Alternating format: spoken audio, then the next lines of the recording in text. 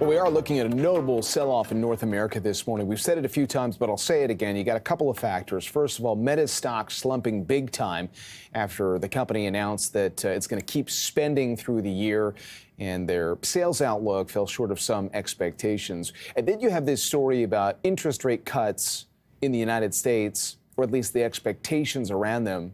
They're consistently being pushed out. They were pushed out again today, even in the face of what looked like some slowing economic growth because of the inflationary concern. Let's get some more context on all of it. Steve Miley is co-founder and chief analyst at TradeDay. Steve, nice to see you. It is not a slow Thursday. Where shall we start? Would you rather get into the economy or the earnings stories? I think, we can start with the earnings stories because they're like front and center. But I think, the bigger backdrop of the economy is probably obviously more important for the longer run sustainability of the bigger rally that we've had all the way from last year. And so I guess if we're talking about earnings and we're looking at a sell-off that one could argue is a lot of it is Meta. We just talked about some of the stocks that are moving on the day overall. There's a bunch of names that are looking at mixed performance. But I guess, like in the Meta story, that feels like the story of a stock that ran significantly and is now pulling back as investors reassess. As you've looked at earnings season overall, how have you felt about the environment for business?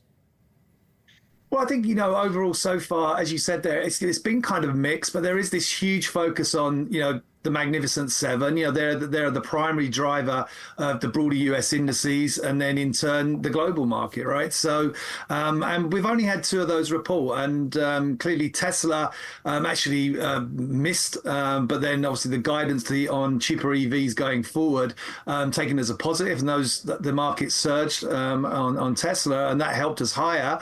And now we've seen almost the converse, right? So we had the Meta data coming in line or better than expected, but then the forward guidance and the ongoing spend has then seen the shares smashed, obviously in overnight trading and then on the open today. So, and that's certainly tugged down the major indices. But from a big picture perspective, I'm still looking at the fact that we've still got 5 of those to report, 2 of which we're getting later today in the guise of Alphabet/Google. And then also we have, who do we have here after the bell as well? We got Microsoft and Alphabet tonight. Yeah, Microsoft, excuse me. Yes, and Microsoft as well. And then into next week, we get Apple and Amazon, and then we don't get NVIDIA until later in May. So, I think there's still a lot to come. Obviously, we're seeing the damage inflicted today, but the rest of those Magnificent Seven could certainly still turn it around as we go forward. I mean, there's no given there, but I still think that, the underlying theme from my perspective, if I just look at the charts, is that we've had markets set back. Well, the S&P, Dow, NASDAQ, 6 to 8% from the peaks through April. And then we've had the TSX has actually outperformed on the way down, only dipping 3.8% to its low so far in April. So, but what I think, we had that rebound in here over the last week. The market is taking a little bit of comfort now from that rebound. And despite the sell-off that we're getting coming through today, whilst even the major indices or certainly those Magnificent Seven stocks are holding above their April lows, then I still think that we're seeing actually the end of this corrective sell-off that we're seeing in May and the beginning of the rebound that actually could turn easily into a better recovery as we go into May. So that gets us to a good conversation on how the market is interpreting the economic data. So it felt like part of the sell-off today was, once again, you got traders pushing back the timing of when the U.S. Fed cuts interest rates, even though you see signs of a slowing economy. But the inflation story is a sticky one, and that is obviously something that central banks around the world are dealing with right now.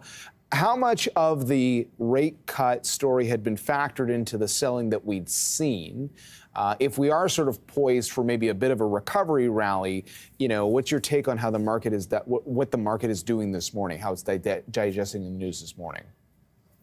Yeah, well, I think again, it's very much earnings driven. We did get the GDP data, but that's very backward looking data. And I think really what we're focusing on now is that PCE data we get coming through tomorrow. So that's obviously the Fed's preferred inflation measure. Yes, we had that very negative print for the markets and for the economy on the inflation, the CPI print earlier this month. But the PCE is going to be important. And then obviously we've run through into the Fed meeting next week. Although we're probably not expecting too much from there, it will give us some more information on whether, how much this is actually translating into the Fed, shifting from what was an expectation of a far more dovish position to maybe a less dovish, de facto more hawkish position. So I certainly think we'll get that coming through from next week. PCE data through tomorrow. And then I think the other factor is that we have now gone from pricing in 6 rate cuts at the beginning of this year through to pre the CPI data, having gone in line with what the Fed are then telling us, which is actually only 3 rate cuts, to now only pricing in 2 or 3 rate cuts for the year. And the Fed will probably deliver those. In fact, they might actually surprise us and actually deliver more than now the market is pricing in. So I think the market has actually probably got ahead of the Fed and is now maybe a little bit more hawkish than what the Fed could actually deliver.